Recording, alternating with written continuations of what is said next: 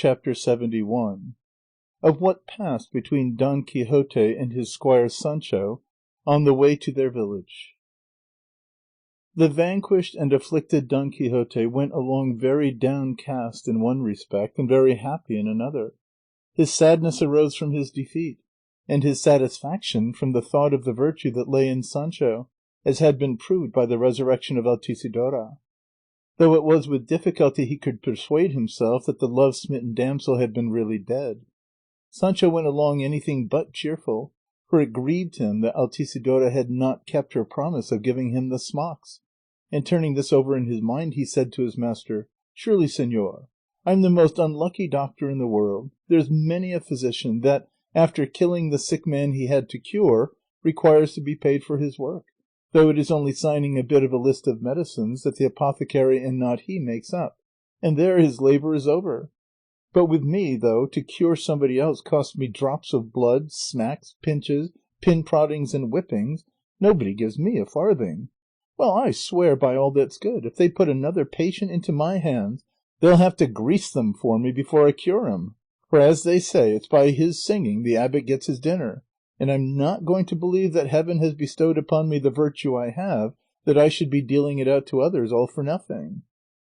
"Thou art right, Sancho, my friend," said Don Quixote, "and Altisidora has behaved very badly in not giving thee the smocks she promised, and although that virtue of thine is gratis data, as it has cost thee no study whatever, any more than such study as thy personal sufferings may be, I can say for myself that if thou wouldst have payment for the lashes on account of the disenchant of Dulcinea, I would have given it to thee freely ere this. I am not sure, however, whether payment will comport with the cure, and I would not have the reward interfere with the medicine. I think there will be nothing lost by trying it. Consider how much thou wouldst have, Sancho, and whip thyself at once, and pay thyself down with thine own hand, as thou hast money of mine."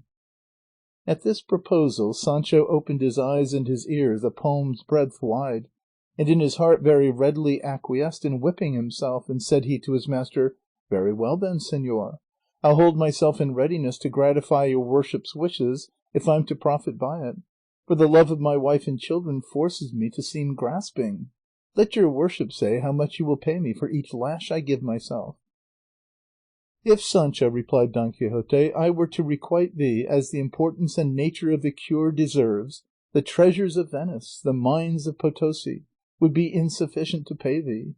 See what thou hast of mine, and put a price on each lash." "Of them," said Sancho, "there are 3,300 and odd. Of these I have given myself 5, the rest remain. Let the 5 go for the odd ones, and let us take the 3,300, which at a quarter real apiece, for I will not take less though the whole world should bid me, make 3,300 quarter reals. The 3,000 are 1,500 half reals, which makes 750 reals, and the 300 make 150 half reals, which come to 75 reals, which added to the 750 make 825 reals in all.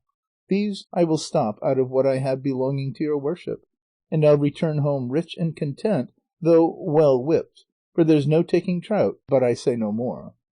"O blessed Sancho, O dear Sancho," said Don Quixote, "how we shall be bound to serve thee, Dulcinea and I, all the days of our lives that heaven may grant us. If she returns to her lost shape, and it cannot be but that she will, her misfortune will have been good fortune, and my defeat a most happy triumph. But look here, Sancho, when wilt thou begin the scourging? For if thou wilt make short work of it, I will give thee 100 reals over and above." "When?" said Sancho. "This night without fail. Let your worship order it, so that we pass it out of doors and in the open air, and I'll scarify myself." Night, longed for by Don Quixote with the greatest anxiety in the world, came at last, though it seemed to him that the wheels of Apollo's car had broken down, and that the day was drawing itself out longer than usual, just as is the case with lovers, who never make the reckoning of their desires agree with time.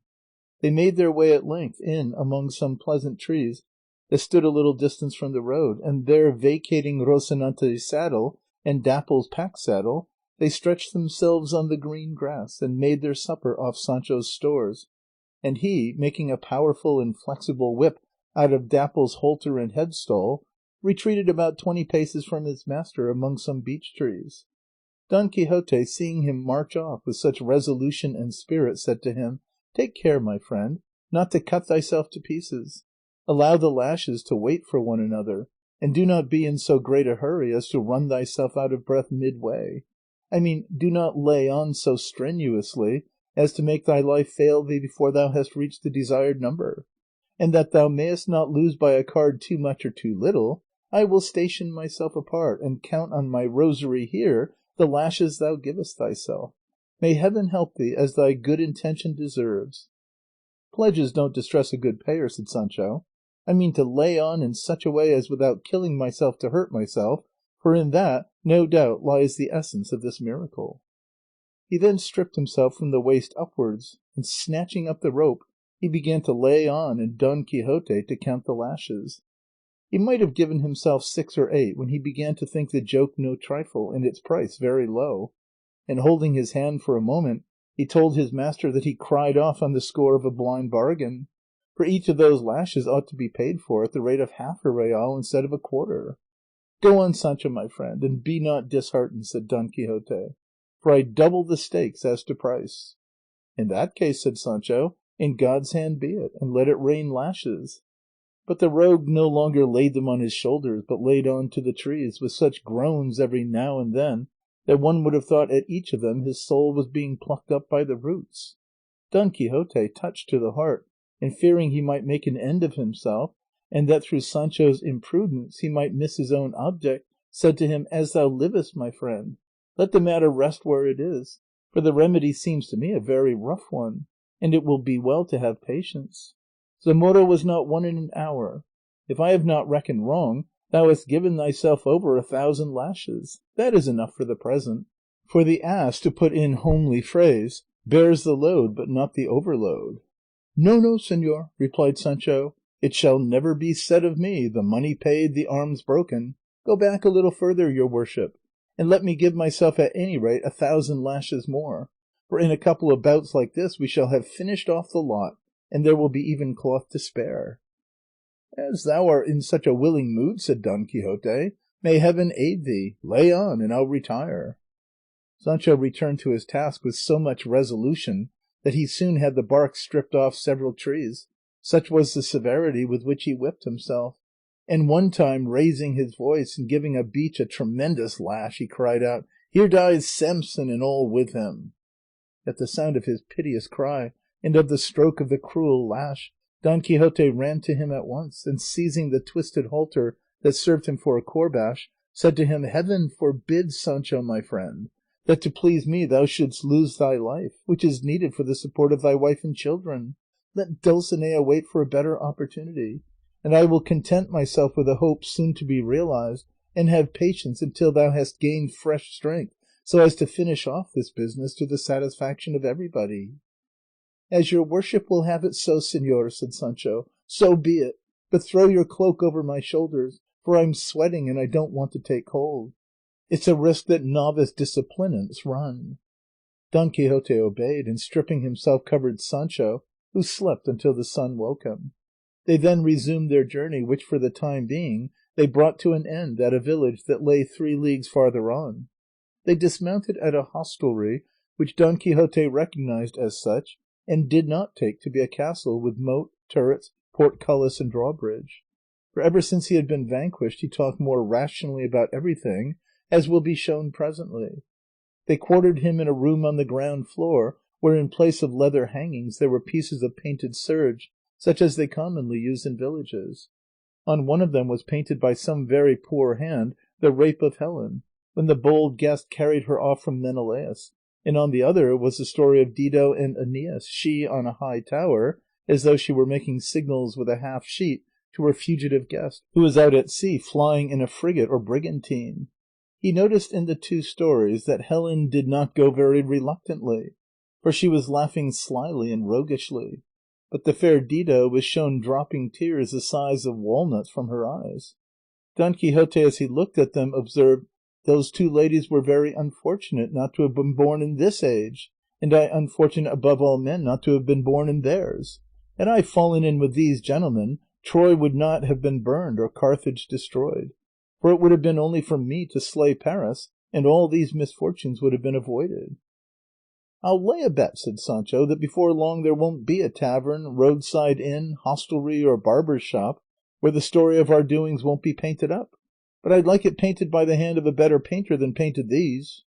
"Thou art right, Sancho," said Don Quixote, "for this painter is like Orbaneja, a painter there was at Ubeda, who when they asked him what he was painting used to say, 'Whatever it may turn out,' and if he chanced to paint a cock he would write under it, 'This is a cock,' for fear they might think it was a fox. The painter or writer, for it's all the same, who published the history of this new Don Quixote that has come out, must have been one of this sort, I think, Sancho, for he painted or wrote whatever it may turn out, or perhaps he is like a poet called Mauleon that was about the court some years ago, who used to answer at haphazard whatever he was asked, and on one asking him what Deum de Deo meant, he replied, 'De donde diere?' But putting this aside, tell me, Sancho, hast thou a mind to have another turn at thyself to-night, and wouldst thou rather have it indoors or in the open air?" "Egad, señor," said Sancho, "for what I'm going to give myself, it comes all the same to me whether it is in a house or in the fields. Still, I'd like it to be among trees, for I think they are company for me and help me to bear my pain wonderfully." "And yet it must not be, Sancho, my friend," said Don Quixote, "but to enable thee to recover strength we must keep it for our own village, for at the latest we shall get there the day after tomorrow." Sancho said he might do as he pleased, but that for his own part he would like to finish off the business quickly before his blood cooled and while he had an appetite, because in delay there is apt to be danger, very often, and praying to God and plying the hammer, and one take was better than two I'll give these, and a sparrow in the hand than a vulture on the wing. "For God's sake, Sancho, no more proverbs," exclaimed Don Quixote. "It seems to me thou art becoming sicut erat again. Speak in a plain, simple, straightforward way, as I have often told thee, and thou wilt find the good of it." "I don't know what bad luck it is of mine," said Sancho, "but I can't utter a word without a proverb that is not as good as an argument to my mind. However, I mean to mend if I can." And so for the present the conversation ended.